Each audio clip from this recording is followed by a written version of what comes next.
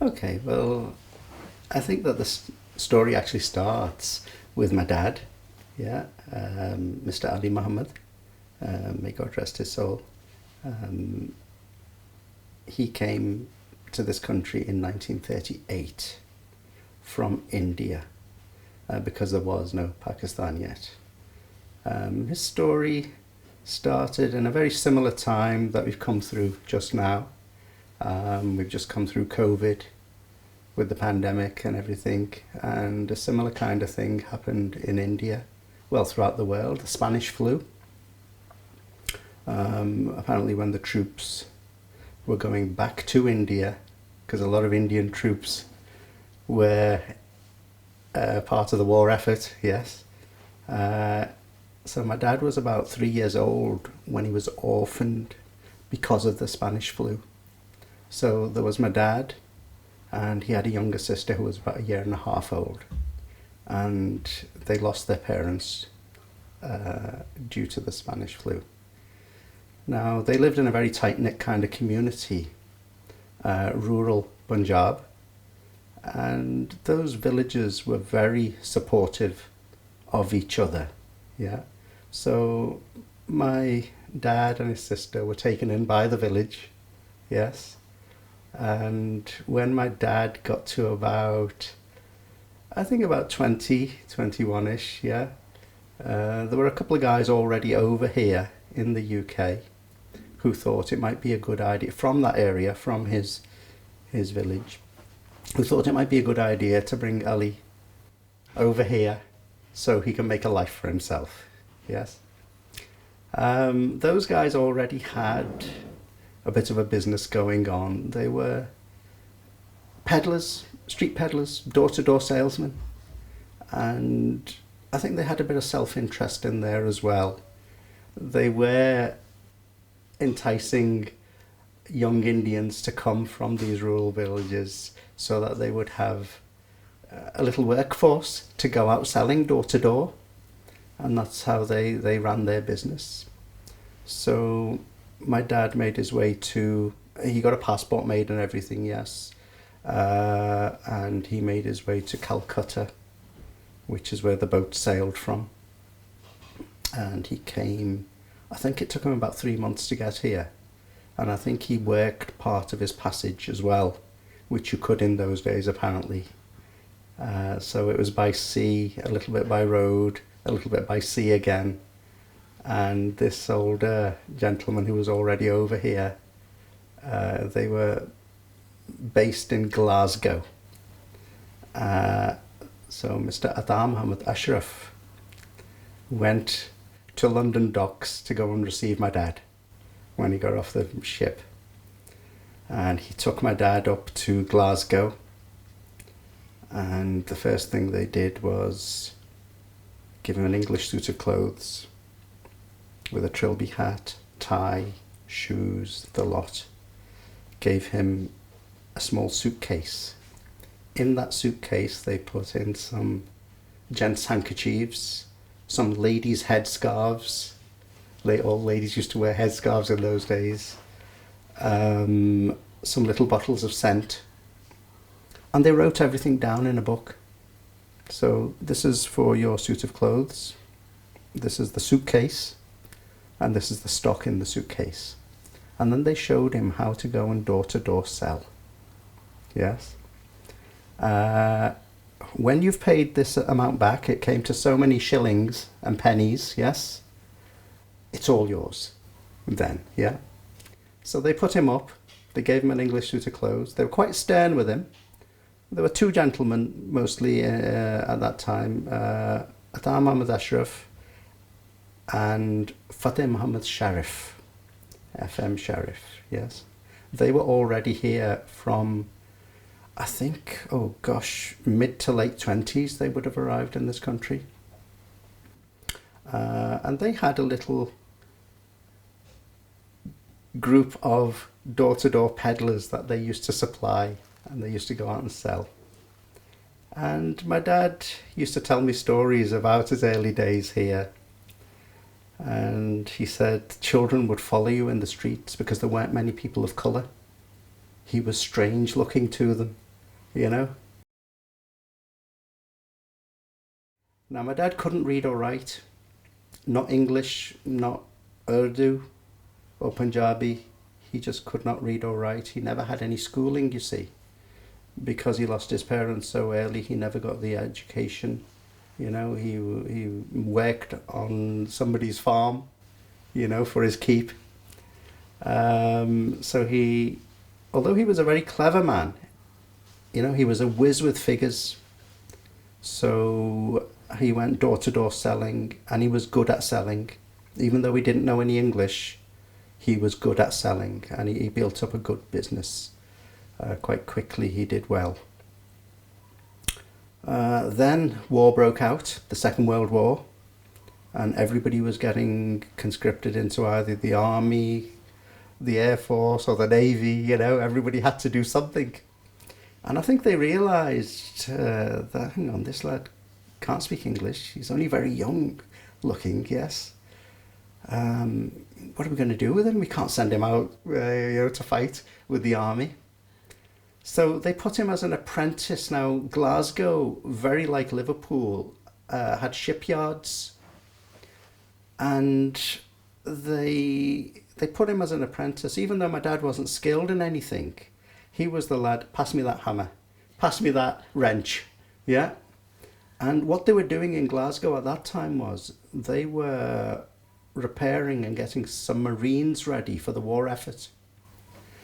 And when they repaired these submarines or were getting them ready, they used to submerge the submarines about 50 or 60 foot underwater at night, and they used to work on them at night so that when the Germans flew over, they wouldn't see the submarines. And even though my dad says that these submarines had walls about 4 foot thick and you were like 60 foot underwater, when the Germans dropped their bombs, you could feel the tremor, you know? So anyway, it was a scary time for him. And he worked at nights as this apprentice, yeah. And by this time, he'd kind of got his own room in a tenement. He'd left Mr. Ashraf's house, yeah, and he got his own room in a tenement house. One morning, when he'd finished his shift, his night shift, he got back to his house, and the house had been bombed. So, what few possessions he had were gone. And my dad got really scared. And he thought, I'm not hanging around here, to get bombed.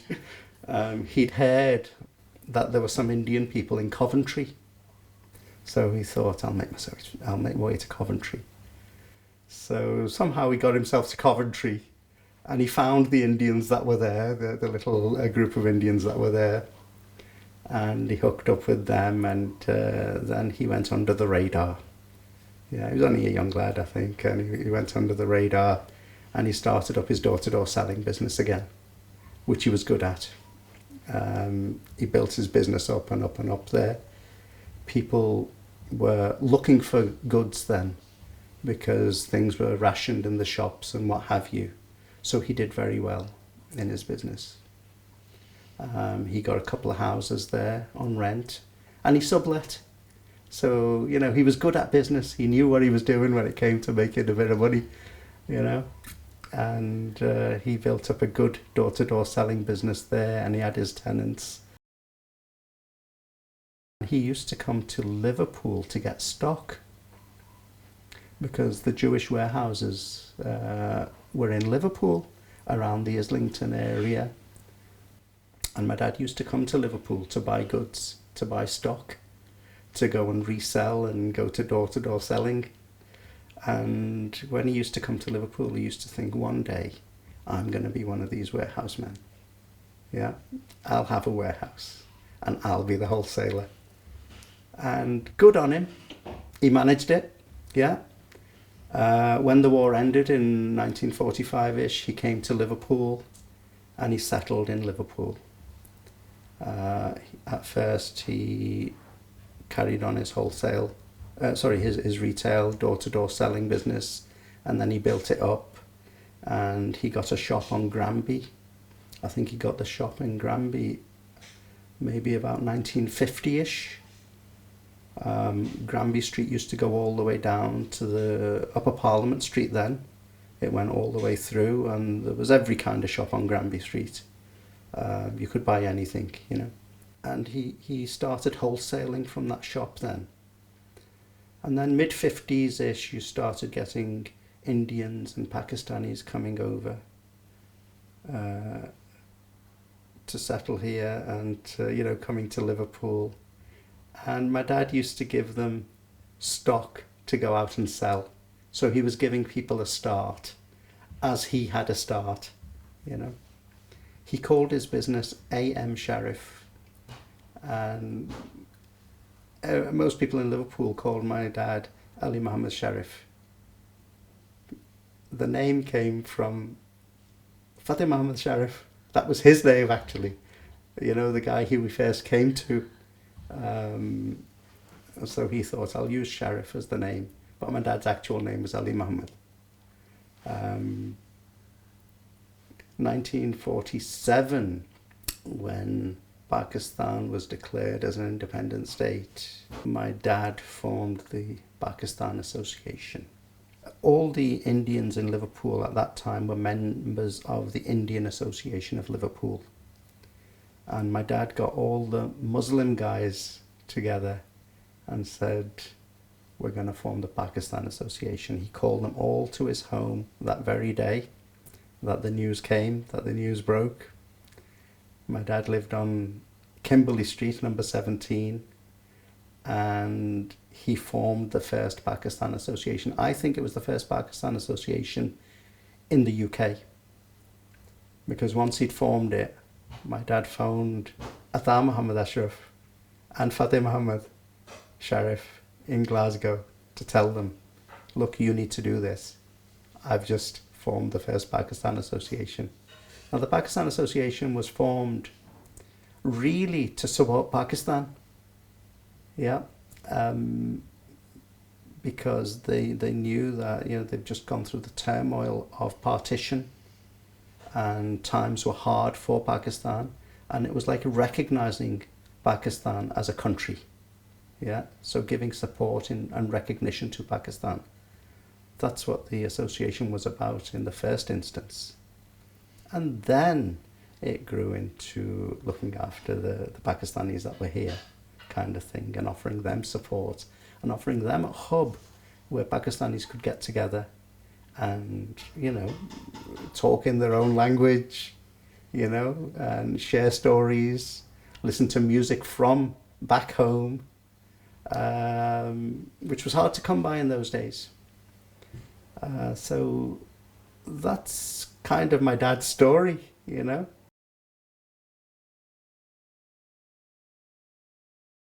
My dad used to give anybody who came to his shop to get stock to go and sell door to door, because the early Pakistani settlers and the Indian settlers who came to Liverpool were finding it very difficult to find work.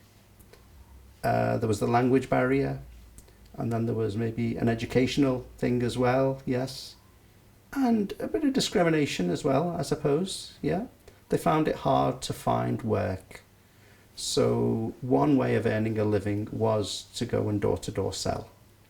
And my dad used to give anybody who came to him £10 worth of stock to put in a suitcase and go and sell. And from those £10, I know personally there are a few millionaires. Not from the Pakistani community, alas, but from the Indian community that was here. Yeah.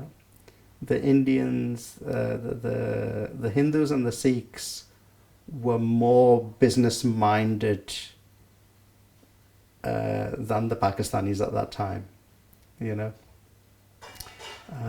But yes, a lot of them went on to great things and having their own warehouses and building their own clothing business empires. Yes.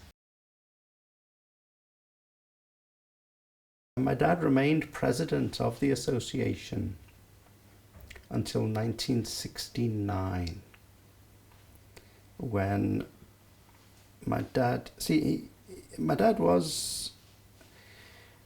wasn't educated, you see. He couldn't read or write English, he couldn't read or write, and my dad felt that now it was time to pass the presidency over to someone who could better fulfill the needs and aspirations of the growing Pakistani community in Liverpool. The Pakistanis didn't want my dad to resign. But no, my dad was adamant that, look, you need to take this further now, yes? And my dad handed it over to a very well-educated gentleman. His name was Zafar.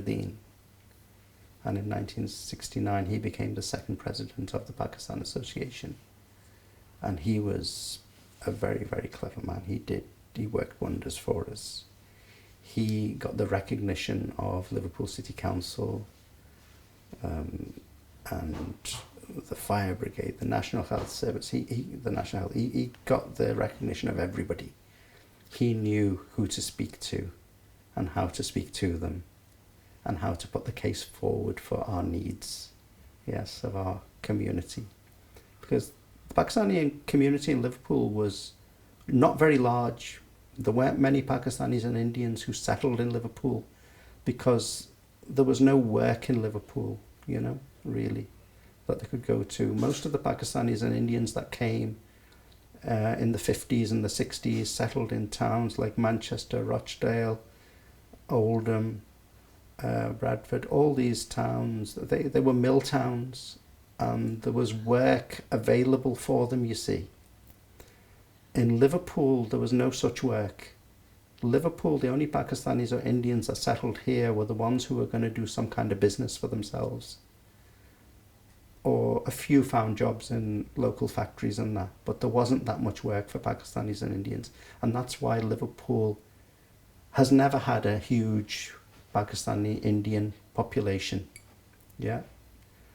The cities like Manchester and what have you, they've got huge populations because there was work there for them. Liverpool, through Sayyid Safiruddin, gained the very first ethnic minority, local authority funded ethnic minority community centre in the UK.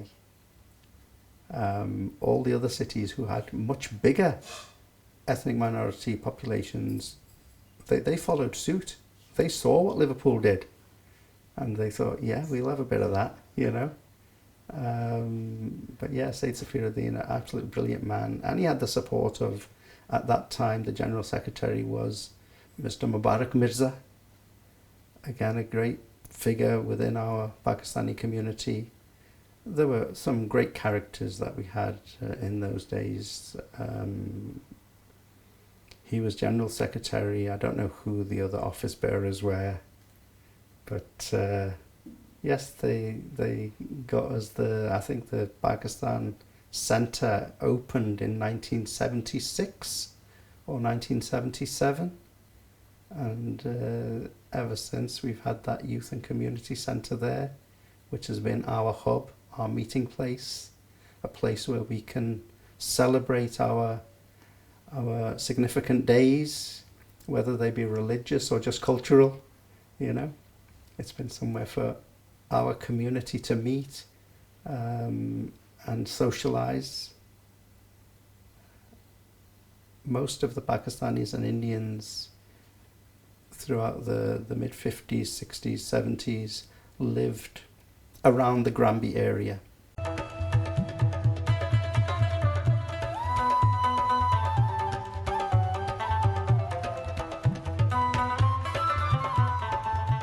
And then as they became a bit more affluent and we got a bit better off, we moved out into the suburbs.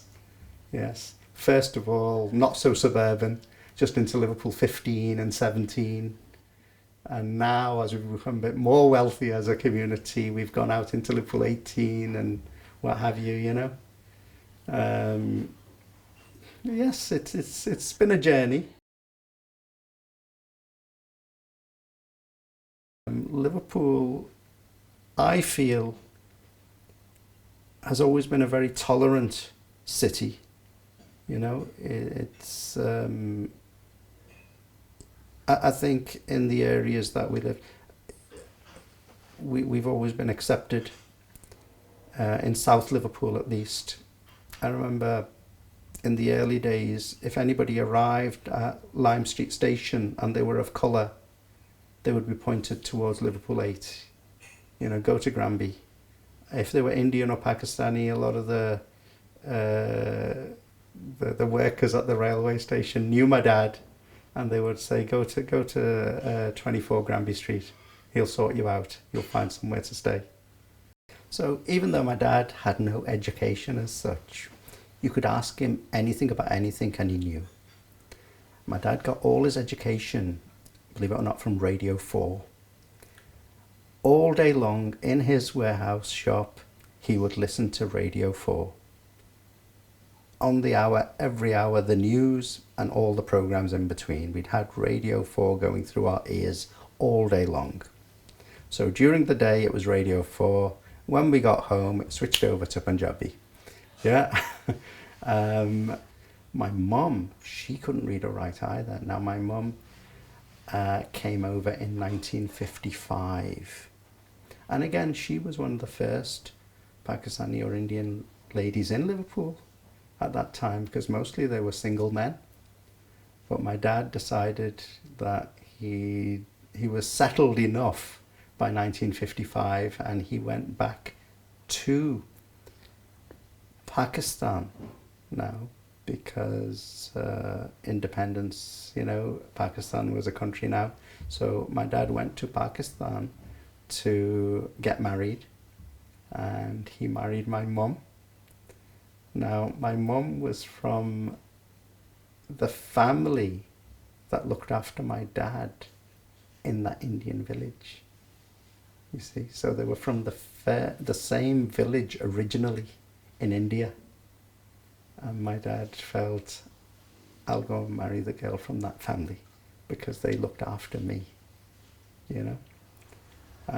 So my mum came over in 1955, and again, by this time, my dad had a shop in Waterloo as well, in Crosby, and he had the shop on Granby, and we had a few girls working for us, you know, or they had a few girls working for them, rather. I wasn't around yet.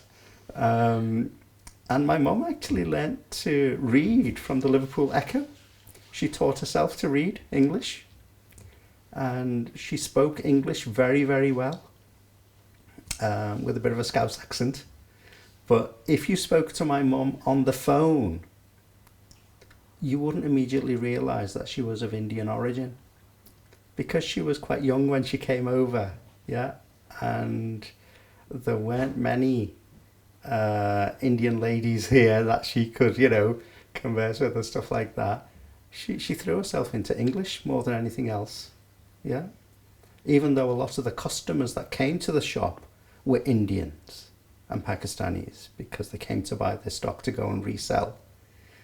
My mum more dealt with the retail counter, you know. So yeah, they were very resourceful people, you know. And then my eldest brother came along. He was born in 1956, Shafkat. And then a couple of years after that, Safdar was born.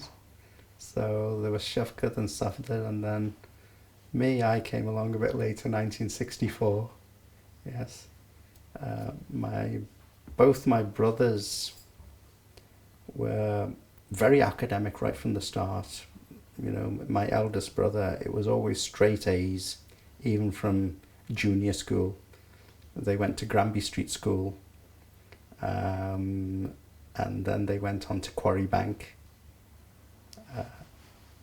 And they were quite academic and very, My dad really wanted them to come into the business when they left school, but they had other ideas. They wanted to go to university and what have you, and pursue more intellectual maybe careers, yes, more white collar careers rather than be salesmen.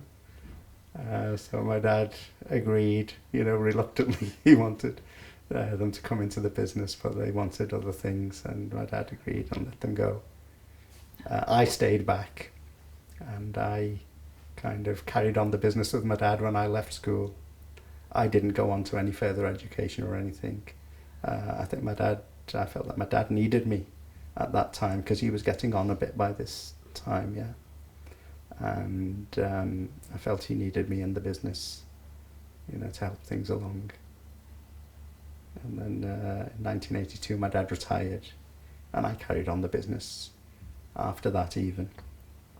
And then we had some market stalls as well, which I ran, yes. And I concentrated on those for a good few years. I went to Granby first, and we had to move then because the end of Granby that our shop was on was the first part to get demolished. Yeah, compulsory purchased, and demolition was taking place then. So we moved then to Edge Hill. We moved to Earl Road, where my dad set up his business there, his wholesale clothing business. By this time, we weren't reliant on door-to-door peddlers anymore. There were still a few around, yes. A few Indian gentlemen still in the 70s and the 80s were still door-to-door selling, yes. But most of them had gone into shops by then. So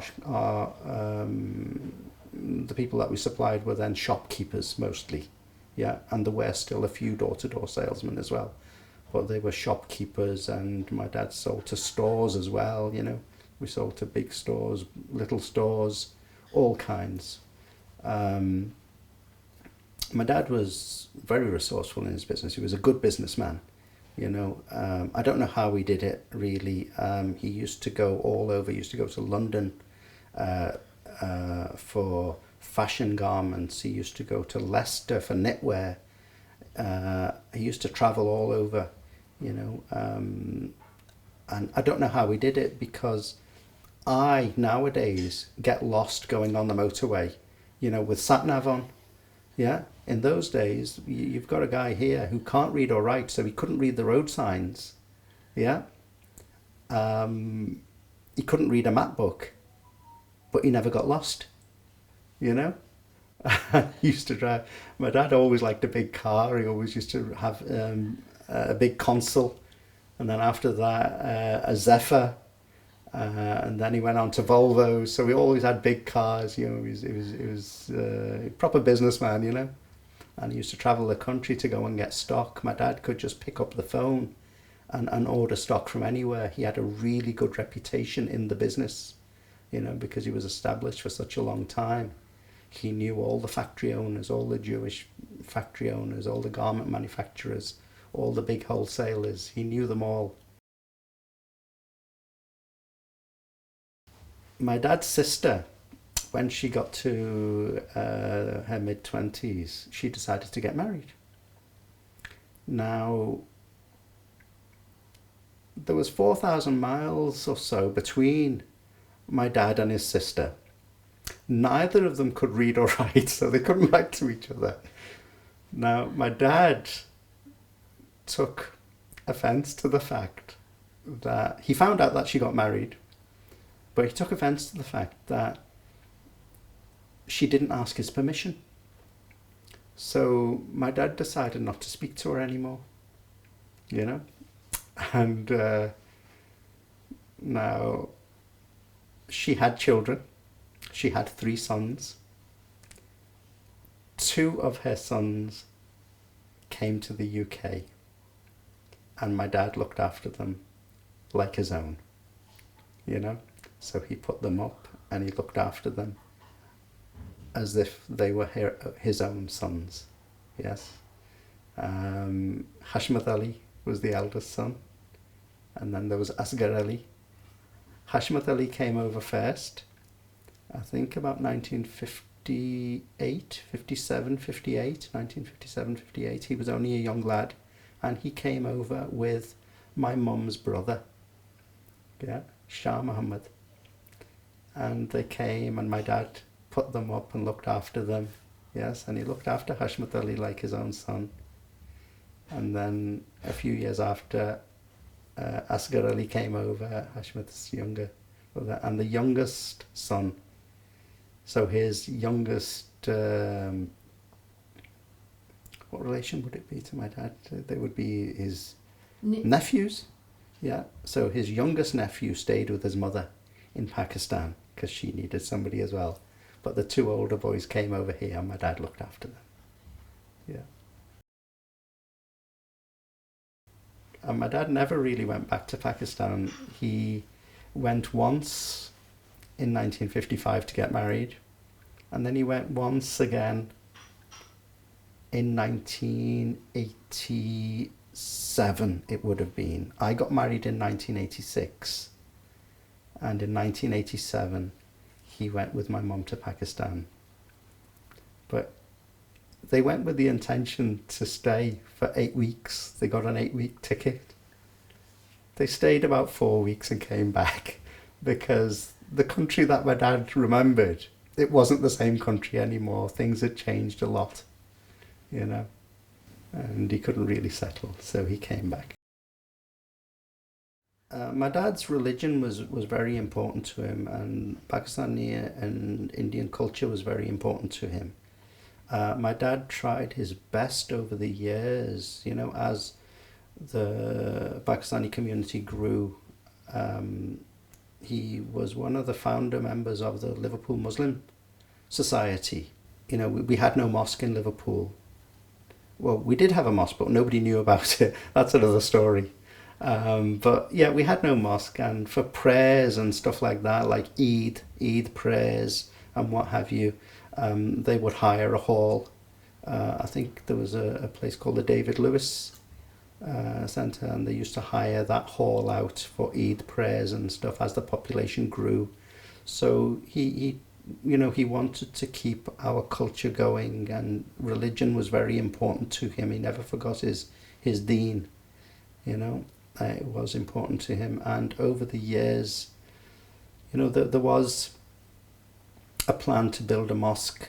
You know, that they had this vision to build a mosque. There was I think he was Yemeni, a gentleman here.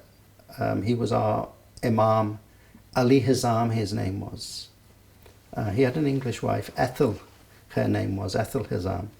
Ali Hizam and my dad worked quite closely in forming the Liverpool Muslim Society, and they wanted to build a mosque. My dad in the mid-50s, in the 50s, early 50s, suggested that we buy one of the big Victorian old houses that were lying derelict around Sefton Park. They were quite unsought after, those big properties at that time. A lot of them were left to just ruin kind of thing. And my dad suggested we buy one of these houses and we make a mosque. We convert it into a mosque. We'd have enough money, we could get the money together to make a mosque of one of those houses. Ali Hizam said no. He said, if we convert an existing building, we can't call it a mosque. It would be called a zavia. Because he was a very learned gentleman. He knew his religion inside out, you know. So he was again, and my dad said, well, what are we going to do then, Ali Hizam? You know, we've got no money. We're a poor community, yes. What can we do? Ali Hizam said, I'll get the money. And what he did was he made links with all the Arab countries. He wrote to them. He got in contact with all of them. And he went out and he brought donations back. And that's how we got our foothold for a mosque. There was a gentleman, I think his name was Nagi Ben Nagi. I don't know which country he was from. I think he was from one of the African Muslim countries. and he donated a house that he had on Hatherley Street. The house was quite run down. He didn't have the money to do it up. So he donated the house. So that's where it all started. And then the money came in. My dad, through his business contacts, he got quite a few donations from his Jewish suppliers, quite generous donations in those days. You know, he got checks, quite a few checks from his Jewish suppliers and companies that he sold to as well. You know, he touted for money off them. He said, look, we're building a mosque. You've got to help us. And my dad presented these checks to Ali Hazam. Ali Hazam pushed them away and said, we can't use that money. We're only going to use Muslim money. Whether he was right or wrong, we don't know, but my dad respected his wish, and my dad reluctantly gave that money back to the people who gave it. So they all had their stubborn ways about them, you know. Whether we can accept non-Muslim money to build a mosque or not is you know, I don't know, you know. But he was a very learned gentleman, and my dad respected what he said. Now, Ali Hazam was the one who collected the money to build that first mosque on Hatherley Street, and it was quite small. And Ali Hazam's was the first funeral to go from that mosque, you know, as well, you know, which is quite poignant. It's just grown and grown and grown and grown. You've got to remember now, we must have 4,000 Muslims in Liverpool now, you know. So we've got a huge Muslim population in Liverpool now, from all countries, all Muslim countries. And yes, the mosque is very successful now, alhamdulillah.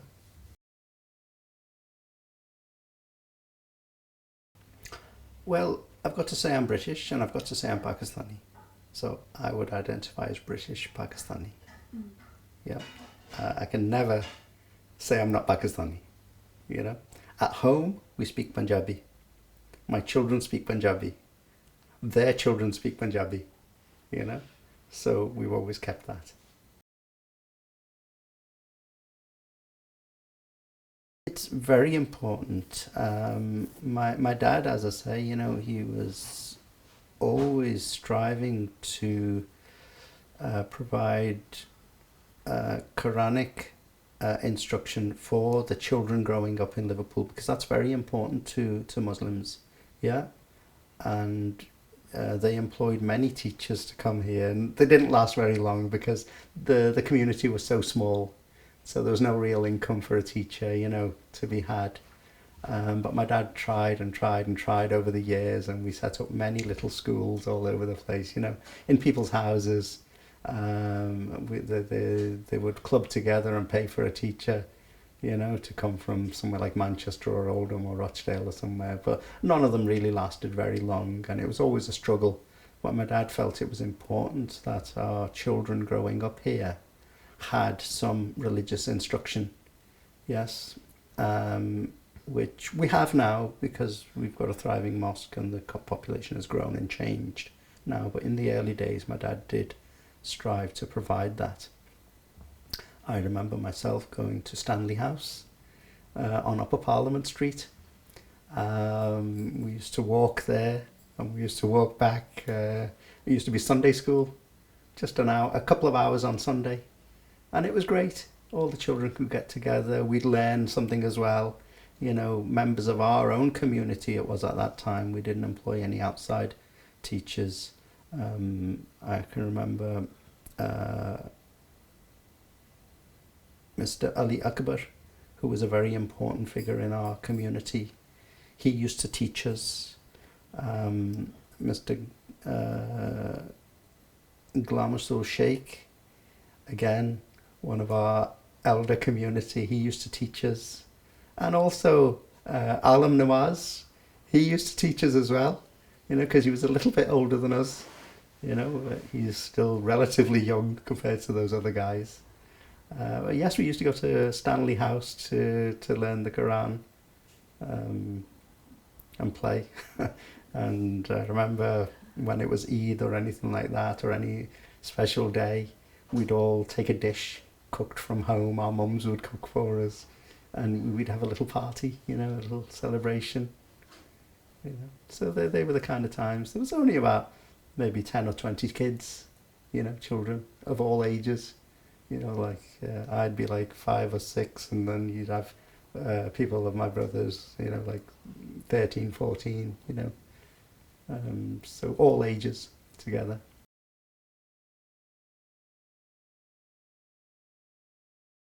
I hope that they will keep their identity, you know, and their culture as much as they can. I understand it is getting diluted. Like, I'm not as Pakistani or as Indian as my parents. My children aren't as Indian or Pakistani as I am, you know. But I hope that we can stay in touch with our culture. We'll certainly stay in touch with our religion. That's a given. We have that in us, that we are Muslim, and we will always be Muslim. That's going nowhere. But our culture, that is something that we need to keep as well. Part of our culture is our food. Like in our house, it's an occasion to have an English. You know, we eat Punjabi food, we eat Pakistani food, Indian food. Day in, day out. As I say, when we have an English, it's a bit of an occasion. We're having an English tonight. You know, and I think if we keep our language going and our eating habits going, I think we can't go far wrong.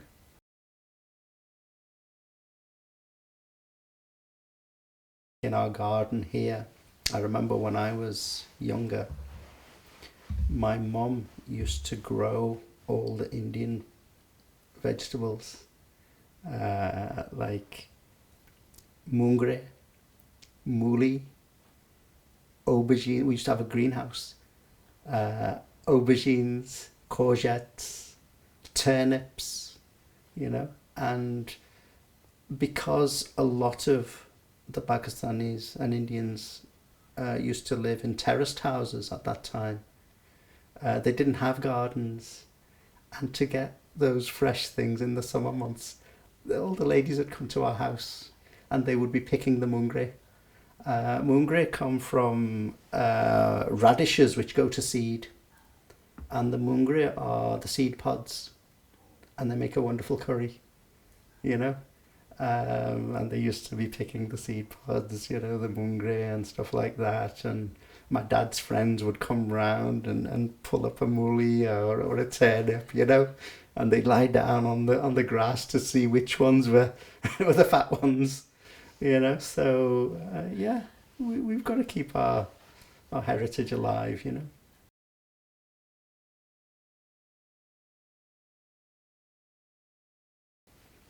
See, the two different types of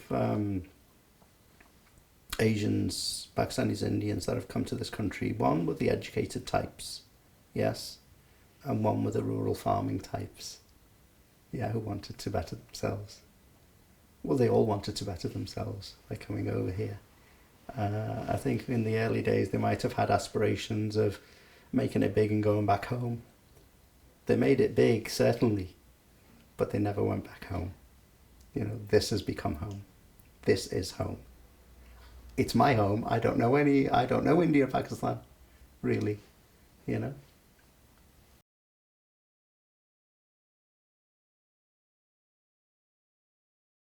Now, my wife is very traditional. As you can see, she wears shalwar kameez, which is traditional Punjabi dress. Even though my wife is born in England, yeah, I was born in England, my wife's born in England. Her parents had a similar kind of story, they settled in London. They came from Pakistan, not as early ago as my dad, but they came from Pakistan and they settled here. My daughters will wear traditional clothes on special occasions. You know, if we go to maybe an Eid Milan party at the Pakistan Centre or something like that, you know, or we go to a friend's house, then they will don their Pakistani libas, and it's quite a fashion thing for girls as well, you know. Um, but generally, my daughters, when they go out and about in the normal day-to-day routine life, they'll wear English clothes, Western clothes. But my wife is quite traditional in that way. She's stuck to her Punjabi suits and that, you know, she likes that. Which, um, you know, when I was growing up, that's another thing. And when I was very small, you know, and we didn't have a lot of Indians or Pakistanis in Liverpool, if we went to town, my mum always wore traditional clothes. And we did stand out. We did look different when we went to town. And you would see people, oh, look, you know, staring a little bit because our clothing was different. Or my mum's was, you know. So now nobody bats an eyelid at my wife because there are a lot of people who wear the same kind of clothing. Yeah. But things change, things evolve.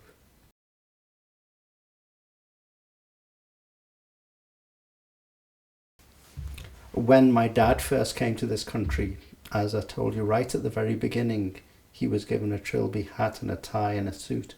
And these older gentlemen, they made it quite plain that if we see you out without your tie on or without your hat on, there's trouble.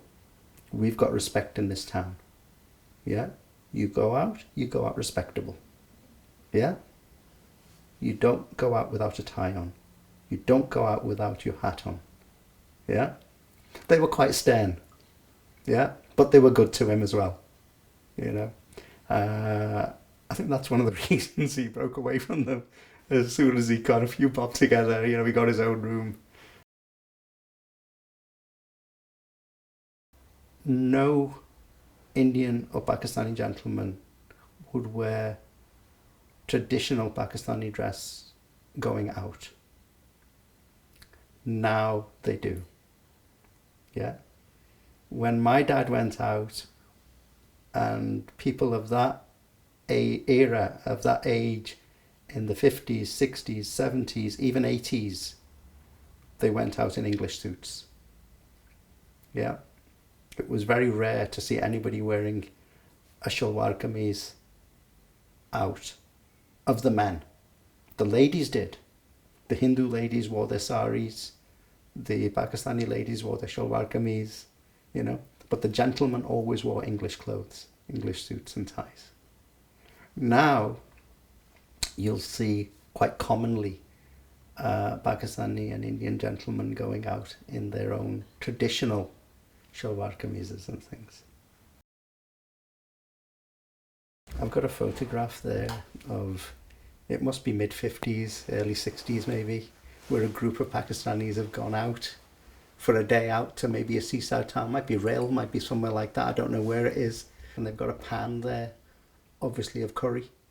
Yeah, so they've taken their pan of curry with them to have out on the beach somewhere.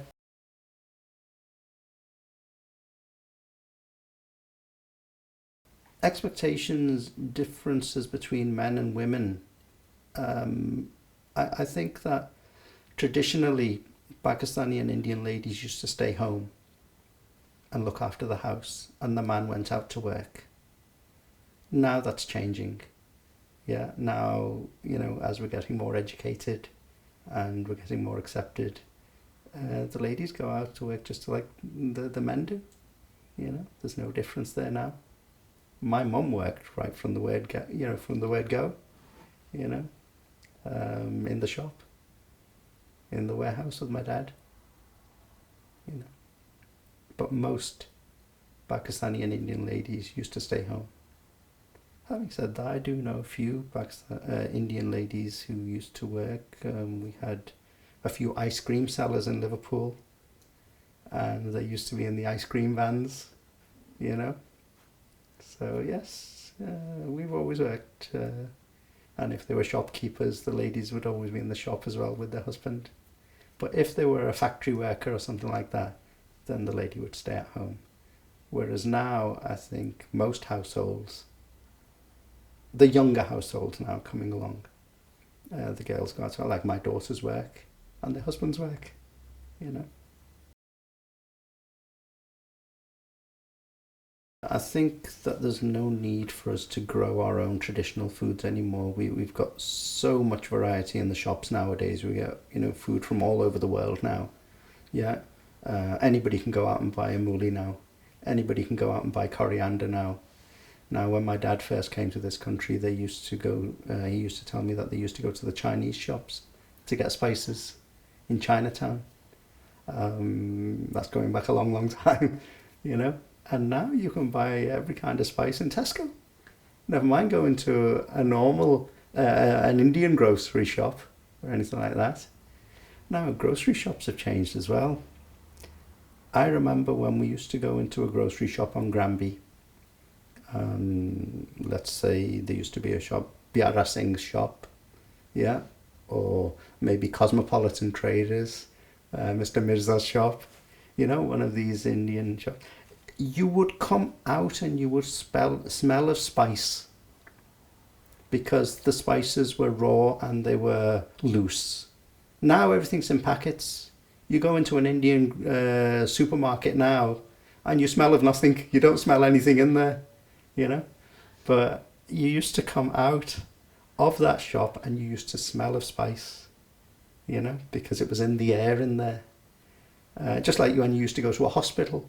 When you came home from the hospital, people knew you'd always been to visit somebody in hospital. There was that smell, that hospital smell.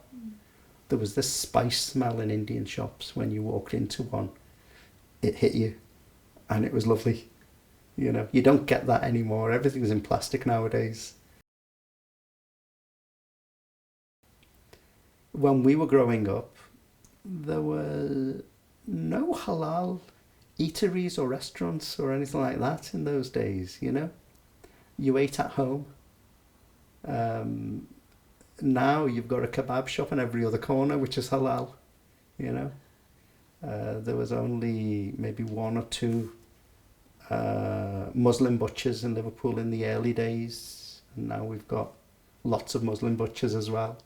We've got lots of takeaways. We've got lots of halal restaurants. There's loads of variety to eat out and eat at home. So, we've always stuck to our own food, but now there's a lot more variety for us. We can eat out, we can eat at home.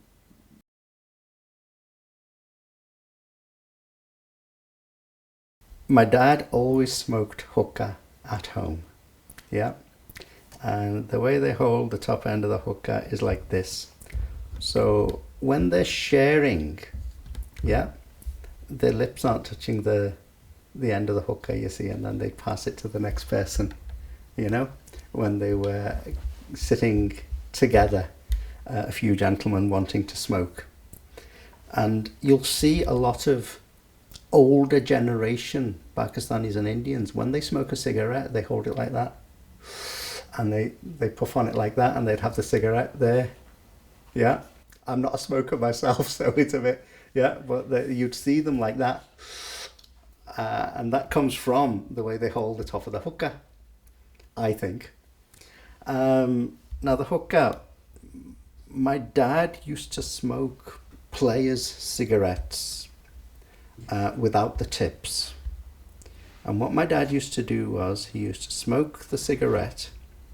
He'd smoke 20 a day at work, yeah, when he was out and about. And he would keep the tips, and he would save the tobacco from the tips, mix it with black treacle, and he would make as close as he could get to the kind of tobacco mix that they would use back in India or Pakistan, yeah. So he would have black treacle and he would have the tobacco from those tips. Yeah, he would have a jar full of tobacco. Yeah, quite often.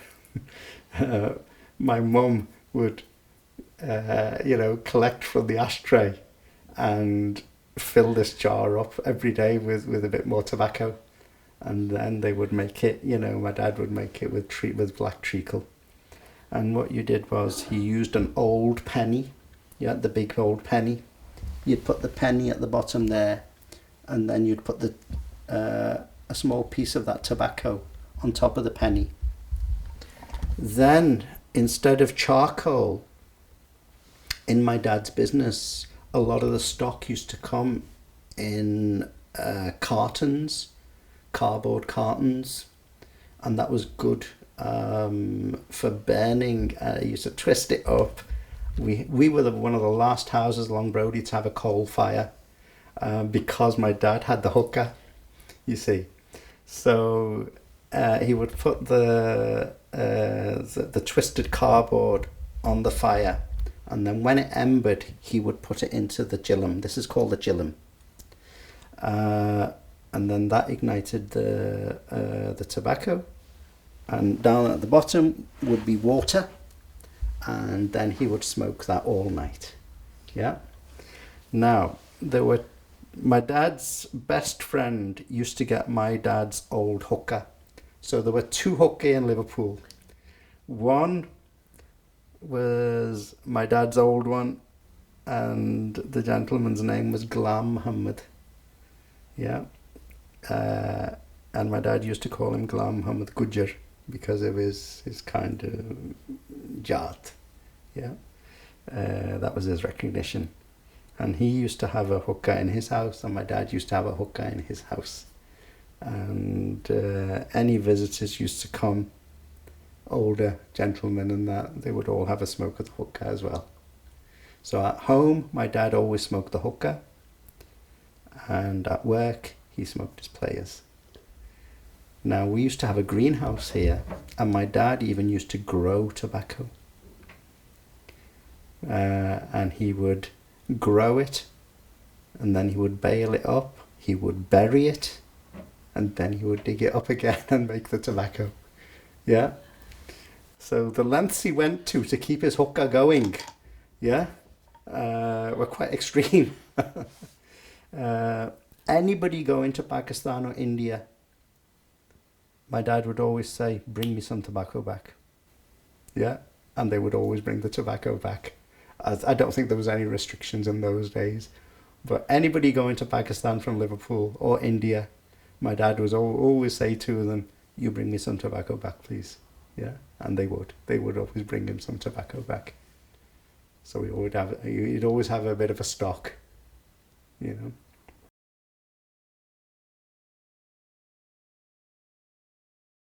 Another thing about Liverpool, the community here, the Pakistanis and the Indians, the earlier settlers here, we all got on very well together. No matter what was going on back in Pakistan or India, they didn't let it affect them here. You know, they just carried on rubbing along with each other amicably. Yes. And yeah, we had a nice... I can remember back in the days when if it was a Hindu celebration, they would invite us, you know, to their homes. And if it was like Eid or something like that, we'd invite them or give them food, you know, from our celebrations and that. So we all got on very, very well because it was only a small community of Indians and Pakistanis in Liverpool in the 60s and the 70s, you know. And now it's grown, you know. Like, we've got children, our children have got children, you know. A lot more of us now, which is nice. And I think in Liverpool we've all integrated very well as well, you know. We're a part of the community, and we're so happy.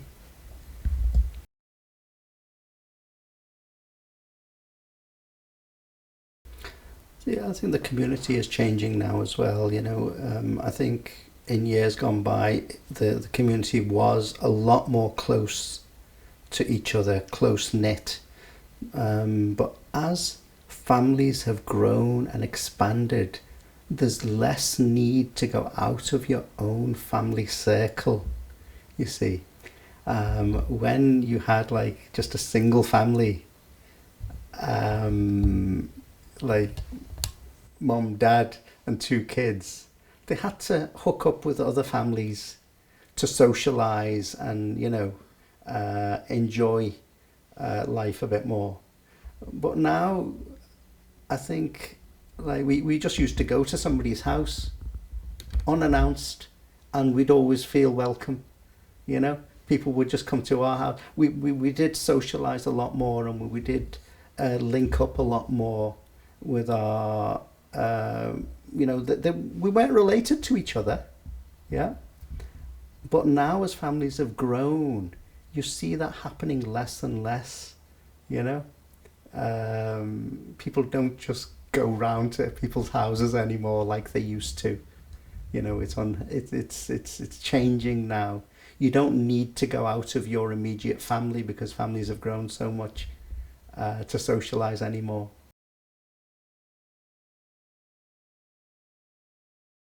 Back in the day, if anybody was ill, you'd go round.